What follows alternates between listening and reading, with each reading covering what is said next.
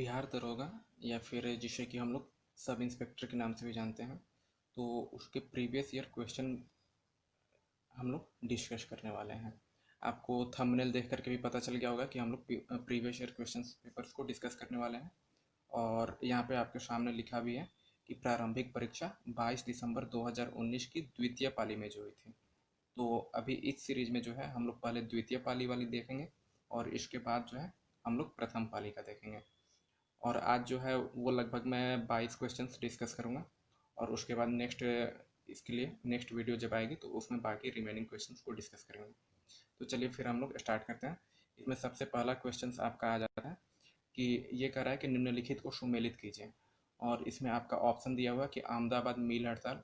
तो ये आपको पता है कि ये 1918 में हुआ था, और उसमें भी अगर स्पेसिफिक मंथ देखा जाए तो ये आपको फरवरी मार्च 1918 में हुआ था। और फिर इसके बाद खेड़ा सत्याग्रह, तो ये आपका लगभग जून जुलाई अगस्त वाला महीना था, और ये भी 1918 में ही हुआ था। तो ये दोनों 1918 के हैं, अहमदाबाद मिल हड़ताल और खेड़ा सत्याग्रह। फिर जालियांवाला बाग हत्याकांड 13 अप्रैल 1919 को हुआ था, ये सबको डेट तक याद होनी चाहिए। और चंपारण सत्याग्रह 1917 का था। तो चंपारण सत्याग्रह जो है ये महात्मा गांधी का प्रथम सत्याग्रह प्रयोग भारत में था। इसको ध्यान में रखिएगा। अगर आपको दे ऑप्शन में कि भारत में प्रथम सत्याग्रह का प्रयोग, तो फिर आपका चंपारण सत्याग्रह होगा। और इससे पहले जो है महात्मा गांधी आपका सत्याग्रह का प्रयोग दक्षिण अफ्रीका में कर चुके थे। तो इस वजह से भारत में प्रथम सत्याग्रह का प्रयोग चंपारण सत्याग्रह है।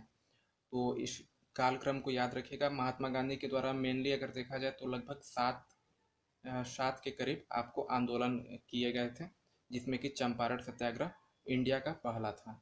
और इसके बाद आपको अहमदाबाद मिल हड़ताल है, फिर थर्ड नंबर पे खेड़ा सत्याग्रह। तो हो सकता है कि आपको कालक्रम भी बनाने को दे दे कि कौन सा पहले आया था। वैसे ये तो सिंपली है कि आपको केवल ईयर बताना है। तो सबसे पहले आपका चंपारण 1917 हो गया, फिर अहमदाबाद मिल हड़ताल फरवरी 1918, फिर आपका खेड़ा हो गया, ये आपका जुलाई 1918, और जालियांवाला बाग हत्याकांड ये 1919। तो अब इसके बाद हम लोग सूची जब मैच करेंगे तो इसमें हम लोग देखते हैं, तो ये आपका ऑप्शन सी जो है ये आपका सही जवाब है।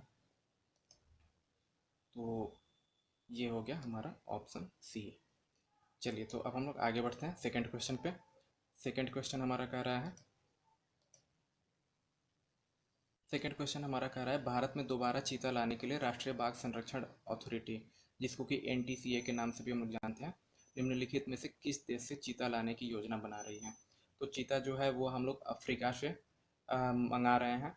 और ये अगर अफ्रीका कंटिनेंट में, अफ्रीका महादेश में अगर स्पेसिफिक देश देखा जाए तो ये हमारा नामीबिया है। तो नामीबिया से हम लोग चीता को लाने की बात चल रही है, अभी तक आया नहीं है। और चूंकि अब ये क्वेश्चन आ चुका है तो आपको नेक्स्ट क्वेश्चन इस टाइप से भी मिल सकता है कि इसे भारत में कहाँ पर या फिर किस राज्य में इनको बसाया जाएगा। तो ये कूनो टाइगर रिजर्व जो है उसमें इसे बसाया जाएगा, और ये कहाँ पर है तो ये आपको मध्य प्रदेश राज्य में है। तो इसे आपको ध्यान में रखना है। तो इसका सही आंसर जो है वो आपका नामीबिया हो जाएगा। तो चलिए अब हम लोग नेक्स्ट क्वेश्चन पे बढ़ते हैं। नेक्स्ट क्वेश्चन हमारा कह रहा है भारतीय संविधान की उद्देशिका में न्याय शब्द के निम्नलिखित में से किस रूप का उल्लेख नहीं है। तो इसमें जो है कानूनी न्याय का उल्लेख नहीं है, इसमें आपको सामाजिक आर्थिक और राजनैतिक न्याय का उल्लेख है। तो इसमें कानूनी का उल्लेख नहीं है, तो ये आपका आंसर हो जाएगा। क्योंकि कानूनी शब्द का उल्लेख इसमें नहीं किया गया है, तो कानूनी यहाँ पर सही जवाब होगा। और 3 तरीके का न्याय है, सामाजिक आर्थिक और राजनैतिक, तो इसे आपको याद रखना है। और संविधान की जो प्रस्तावना होती है जिसके कि हिंदी में उद्देशिका कहा गया है, इसे आपको याद रखना है। नेक्स्ट क्वेश्चन हम लोग देखते हैं भारत के संविधान में निम्नलिखित में से कौन सी याचिका का उल्लेख नहीं है। अर्थात जो कॉन्स्टिट्यूशन है उसमें किस तरीके की याचिका का उल्लेख नहीं है। तो ये आपका व्यादेश, तो व्यादेश का उल्लेख नहीं है। हमें संविधान में जो है प्रतिषेध, परमादेश, अधिकार परीक्षा, इन सब का उल्लेख है, बट व्यादेश का उल्लेख नहीं है। तो इसे आपको ध्यान में रखना है। अब हम आगे बढ़ते हैं। तो विद्युत विभवांतर की एसआई इकाई पूछ रहा है। तो विद्युत विभवांतर को इंग्लिश में पोटेंशियल डिफरेंस कहते हैं, और पोटेंशियल डिफरेंस को हम लोग वोल्टेज में मापते हैं। तो इसकी एसआई यूनिट जो है वो आपकी वोल्ट हो जाएगी। तो 5 का डी आपका सही आंसर होगा। चलिए अब इसके बाद हम नेक्स्ट क्वेश्चन पे बढ़ते हैं। तो नेक्स्ट क्वेश्चन कह रहा है निम्नलिखित में से कौन सी पर्वत श्रृंखला नेपाल से संबंधित नहीं है। तो इसमें जो है आपको ग्रेट हिमालय ये नेपाल से गुजरती है, फिर महाभारत श्रृंखला जो है वो भी आपको नेपाल से गुजरती है, फिर शिवालिक जो है ये नेपाल और बिहार की बाउंड्री पर स्थित है, और फोर्थ है अराकान योमा। तो ये आपको हिमालय की पर्वत श्रृंखला है, बट ये अराकान योमा जो है ये आपको म्यांमार वाले रीजन में है।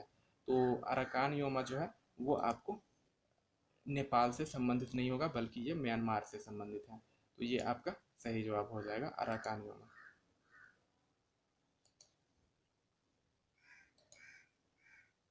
अब नेक्स्ट देखते हैं। तो ये 7वां नंबर क्वेश्चन है। ये कह रहा है कि निम्नलिखित में से कौन सी संसदीय समिति का सदस्य अनिवार्य रूप से सत्ताधारी दल के सदस्यों में से होता है। तो ये हमारा प्राक्कलन समिति का जो सदस्य होता है वो अनिवार्य रूप से सत्ताधारी दल का होता है। प्राक्कलन समिति का कार्य क्या होता है, तो ये मतलब कि कैलकुलेशन वगैरह से संबंधित है, तो इस वजह से सत्ताधारी दल का ही सदस्य इसमें रखा जाता है। अब इसके बाद हम लोग नेक्स्ट पढ़ते हैं। तो ये कह रहा है कि भारत के उत्तर पूर्व में गार्जी बेलोनिया रेल ट्रैक का उद्घाटन निम्नलिखित में से किस राज्य में किया गया। तो गार्जी बेलोनिया रेल ट्रैक का जो उद्घाटन है वो उस टाइम हुआ था, तो ये करंट से रिलेटेड है, उस टाइम का करंट ये पूछा गया है। तो इसे आप लोग को याद रखने की ज़रूरत नहीं है, इसे आप लोग बस देख लीजिए कि इसका जो है त्रिपुरा है वो सही जवाब है, और इसे याद बिल्कुल मत कीजिएगा, क्योंकि हमसे उस टाइम का करंट नहीं पूछा जाएगा, अब का करंट पूछा जाएगा। चलिए अब हम लोग नेक्स्ट क्वेश्चन देख रहे हैं, क्वेश्चन नंबर 9। क्वेश्चन नंबर 9 आपका कह रहा है भारतीय संविधान के कौन से अनुच्छेद में मूल कर्तव्यों का उल्लेख किया गया है। तो आपका अनुच्छेद 51 क जो है ये आपका मूल कर्तव्य से संबंधित है, और मूल कर्तव्य को संविधान के भाग 4 क में रखा गया है।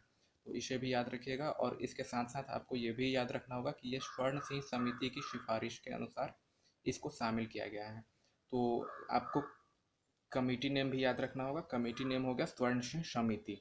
अब इसके अलावा आपको ये भी क्वेश्चन पूछा जा सकता है कि ये किस देश से लिया गया। तो ये आपको प्रेजेंट उस टाइम के यूएसएसआर से लिया गया था, अर्थात सोवियत संघ से लिया गया था। तो इससे आपको लगभग 4 क्वेश्चंस बन सकते हैं मूल कर्तव्य से, तो इसे आप लोग ध्यान में रखिएगा। ध्यान रखिएगा अनुच्छेद 51 का जो है वो मूल कर्तव्य से संबंधित है, और अनुच्छेद 51 जो है ये हमारा नीति निर्देशक तत्व हो जाएगा। तो इसलिए आपको ध्यान रखना होगा कि मूल कर्तव्य अगर पूछे तो 51 का आपको टिक आउट करना है। नेक्स्ट क्वेश्चन कह रहा है निम्नलिखित में से कौन सी अधातु कमरे के ताप पर तरल होती है। तो अगर आपको अधातु पूछे तो अधातु में ब्रोमीन होगा, और अगर यहाँ पर धातु रहता तो फिर आपका पारा होता। तो इसे आप लोग ध्यान में रखना है कि अधातु में ब्रोमीन आएगा, अर्थात ब्रोमीन जो है कमरे के ताप पर तरल होता है, और पारा जो है वो आपको धातु है जो कि कमरे के ताप पर तरल होती है। अब इसके बाद नेक्स्ट क्वेश्चन हम लोग देखते हैं कि भारत ने डैश को सहायता देने के लिए ऑपरेशन समुद्र मैत्री चलाया था। तो ऑपरेशन समुद्र मैत्री जो है ये आपको इंडोनेशिया की को सहायता देने के लिए चलाया गया था। अब इसके बाद नेक्स्ट क्वेश्चन है आपका इकाई सतह क्षेत्रफल पर लंबवत लगने वाला बल निम्नलिखित में से किसे परिभाषित करता है। तो ये आपका दाब को परिभाषित करता है, तो 12 का सी होगा। प्रेशर इसको इंग्लिश में बोलते हैं, और इसका यूनिट जो होता है वो आपको पास्कल होता है, और 1 पास्कल बराबर 1 न्यूटन पर मीटर स्क्वायर, अर्थात 1 मीटर स्क्वायर 1 वर्ग मीटर पर लगने वाले 1 न्यूटन बल को हम लोग 1 पास्कल बोलते हैं। तो आपको इकाई भी याद रखना है, तो दाब की इकाई जो हो जाती है वो आपको पास्कल होती है। अब इसके बाद नेक्स्ट क्वेश्चन है आपका मालविका अग्निमित्रम के लेखक कौन थे। तो मालविका अग्निमित्रम के जो लेखक हैं वो आपके कालिदास हैं, और ये कालिदास जो हैं ये आपको गुप्त काल में ये वहाँ पे राजा के संरक्षण में ये अपनी रचना का निर्माण करते थे, अर्थात ये अपनी रचनाओं का निर्माण गुप्त काल में किए हुए हैं। तो इसे आपको ध्यान में रखना है। और मालविका अग्निमित्रम जो है ये आपको एक तरीके से कहा जाए तो ये एक प्रेम प्रसंग है, जो कि मालविका नामक राजकुमारी और अग्निमित्रम नाम के राजा इन दोनों के प्रेम प्रसंग इसमें चर्चा है। अब इसके बाद हम लोग नेक्स्ट क्वेश्चन 14 देखते हैं। 14 कह रहा है कि हाल ही में विश्व बैंक की सहायता से कृषि क्षेत्र का स्मार्ट प्रोजेक्ट भारत के किस राज्य में शुरू किया गया। तो ये भी आपको करंट से पूछा गया है, और ये आपको नहीं पूछा जाएगा क्योंकि आपका करंट चेंज हो चुका है। तो ये उस समय जो है ये आपको महाराष्ट्र राज्य के लिए था, इसको आपको बिल्कुल ही याद नहीं करना है। अब हम लोग नेक्स्ट पढ़ते हैं। तो नेक्स्ट क्वेश्चन हमारा है, निम्नलिखित में से किस बीमारी का संबंध निक्षय पोषण योजना से है? तो इसका संबंध जो है ये आपका ट्यूबरकुलोसिस से है, और ट्यूबरकुलोसिस को हम लोग हिंदी में क्षय रोग भी कहते हैं। तो क्षय से ही बना था निक्षय, अर्थात इसमें पोषण की बात कही गई, चूँकि निक्षय मतलब कि क्षय रोग से अगर आपको निजात पानी है तो डाइट जो है वो आपको प्रॉपर रखना होता है। तो डाइट को मेंटेन करने के लिए ये पोषण योजना चलाई गई थी, और ये केवल उन्हीं को मिल मिल रहा था जो कि ट्यूबरकुलोसिस के पेशेंट हैं। तो अब हम लोग नेक्स्ट बढ़ते हैं। तो नेक्स्ट क्वेश्चन कर रहा है, हिंद स्वराज के लेखक निम्नलिखित में से कौन थे? तो हिंद स्वराज के जो लेखक ये आपको महात्मा गांधी थे, और महात्मा गांधी जो हैं ये 1909 में, अर्थात अभी जब ये अफ्रीका में थे, 1909 में महात्मा गांधी अफ्रीका में थे, उसी समय इसकी रचना की थी। तो 1909 में महात्मा गांधी ने इसकी रचना की थी, और 1910 में ब्रिटिश गवर्नमेंट ने इसे बैन कर दिया था। तो इसे भी आप लोगों को ध्यान में रखना है कि हिंद स्वराज के जो लेखक हैं वो आपको महात्मा गांधी हैं, और ये 1909 में रचना किए थे। चलिए अब हम लोग नेक्स्ट क्वेश्चन देखते हैं। नेक्स्ट क्वेश्चन कर रहा है हमारा, निम्नलिखित सूत्रों में से कौन सा चूना पत्थर को निरूपित करता है? तो चूना पत्थर अर्थात जो आपको चूना मतलब कि माइन किया जाता है, अर्थात जैसा कि प्राकृतिक रूप में पाया जाता है, तो वैसे चूने को हम लोग चूना पत्थर कहते हैं। तो इसका जो फार्मूला हो जाता है वो आपको CaCO3 होता है, अर्थात कैल्शियम कार्बोनेट। और CaO जो है ये आपको आ, इसे हम लोग बिना कली का चूना कहते हैं, अर्थात जो चूना होता है डायरेक्ट वो CaO होता है। इसका उपयोग जो है वो हम लोग घरों की पुताई वगैरह में करते हैं, या फिर खाने के लिए भी इसका उपयोग होता है। जो खैनी वगैरह खाते हैं वो इस CaO का यूज करते हैं, और चूना पत्थर जो होता है वो आपका CaCO3 होता है। अब हम लोग नेक्स्ट क्वेश्चन देखते हैं। तो भारत में प्रधानमंत्री कौन निर्वाचित करता है? शायद यही है। तो पहला ऑप्शन है लोकसभा द्वारा निर्वाचित किया जाता है, नहीं, इसमें लोकसभा पूर्णतः शामिल नहीं होता है क्योंकि इसमें विपक्ष को नहीं लिया जाता है। फिर राष्ट्रपति द्वारा निर्वाचित किया जाता है, नियुक्त किया जाता है, नहीं, ऐसा नहीं है। ये हमारा बहुमत दल द्वारा मनोनीत किया जाता है, अर्थात बहुमत दल जो भी मतलब कि जो भी डोमिनेटिंग पार्टी होगा, जो भी पार्टी ज़्यादा मत लेकर के आता है वो पार्टी अपना मुखिया चूज करता है, और उसको फिर प्रधानमंत्री की शपथ दिलाई जाती है। ये जरूरी नहीं है कि लोकसभा का सदस्य हो या फिर राज्यसभा का सदस्य हो, ये बिल्कुल ही जरूरी नहीं रहता है। हाँ, ये जरूरी है कि उसे 6 महीने के अंदर लोकसभा या फिर राज्यसभा दोनों में से किसी एक की सदस्यता ग्रहण कर लेनी होती है। तो इसे भी आपको ध्यान में रखना है।